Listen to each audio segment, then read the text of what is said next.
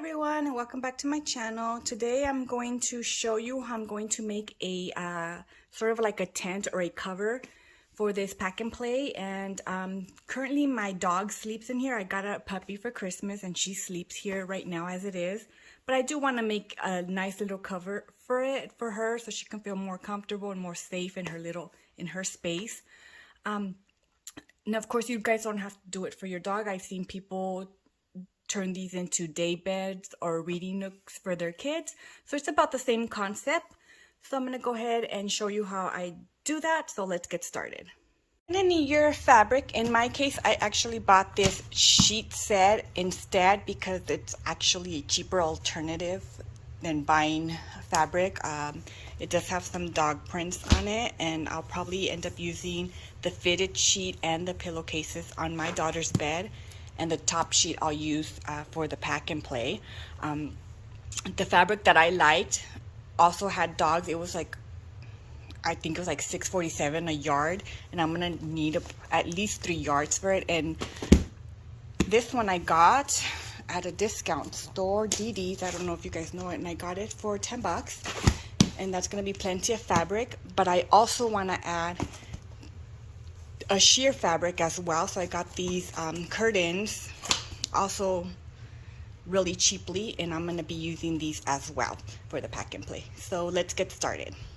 Alright, so I opened the sheet set, and this is the fitted sheet, and I put it on the bed already, but as you can see, the reversible means half of it is one print and the other half is the other print, so it looks like I only have half a sheet to work with. So let's just make that work.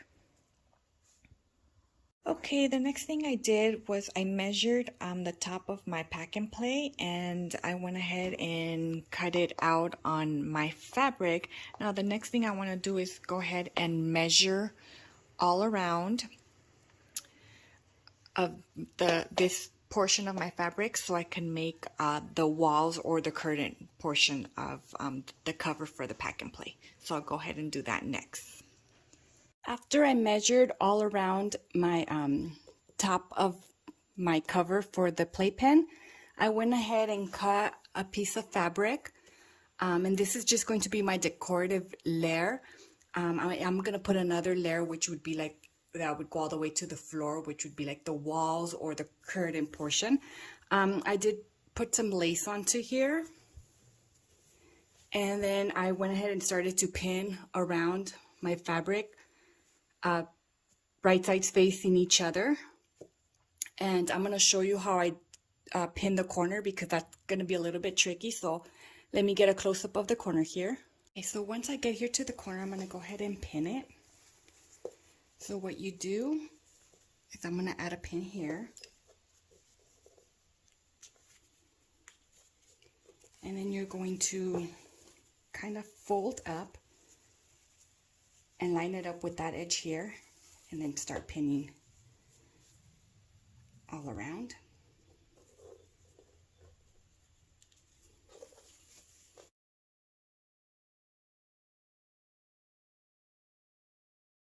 Okay, so once I reached the other side, I'm not going to overlap them like that. I'm going to go ahead and pinch them right here, and then I'm going to sew straight down like that. I'm going to go ahead and pin it.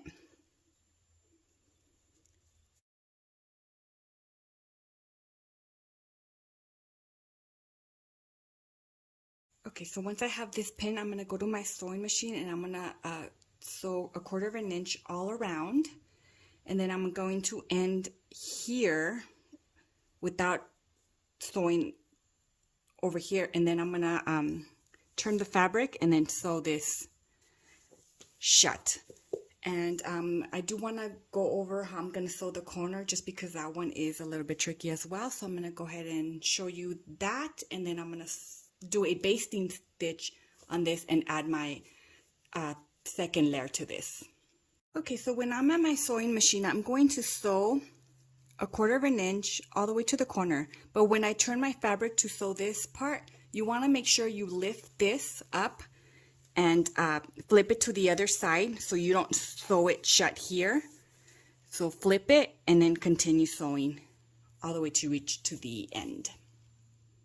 Okay, so I've tried it on my pack and play, and there's my dog. You guys can see her.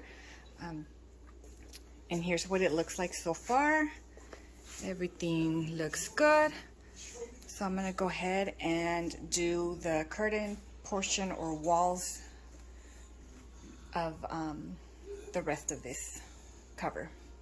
As I mentioned earlier in the video, I'm going to be using these sheer curtains as the walls of my pack and play. So I'm gonna use for the panels. This curtain, there's two panels here, and they measure 36 by 84 inches. So I'm going to sew the two panels together on the 36-inch side, and then use the 84 inches to go around the pack and play. I probably will be seam ripping these rod pockets that I have here to have more fabric to use. So I'll go ahead and get that ready. Alright, so I finished the project already. I did lose the clip where I pinned my curtain panels to my top of the tent and the decorative piece. This is the opening, and here's where I sewed the two panels, the two curtain panels together. And as I had mentioned earlier, I did end up seam ripping the rod pocket, and here's the fold for that. You can see that I seam ripped it, and then I just went ahead and sewed it and then serged them together. And now to pin it, you're going to start at the center of your top piece and pin it all around. And same thing for the corners, you're going to want to fold it and then fold it to the other side, pin all around, and then sew it together. And I ended up serging it together. So hopefully I was able to explain what I did. And of course, you want to, when you pin it, you want it to be on the inside. You don't want to pin where this is facing out. You want everything to face inward, so when you flip it over, everything is going to be facing out. All right, so I'm going to do a couple more things for this pack and play, and then I will come back and show you everything I did.